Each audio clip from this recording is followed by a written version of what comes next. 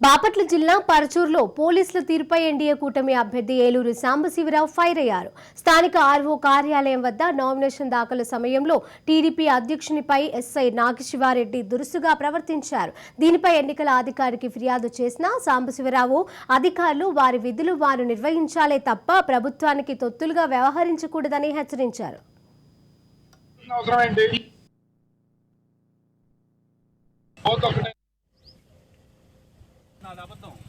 అవసరం నేను అవసరం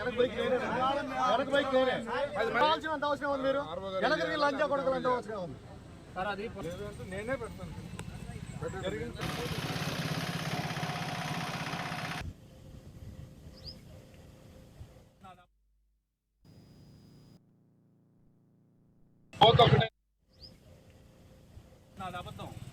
అవసరం నేను వెనక బైక్ నేనే కావాల్సినంత అవసరం ఉంది. మీరు వెనకరికి లంచా కొడుకులంటే అవసరం ఉంది సార్. అది నేనే పెడతాను.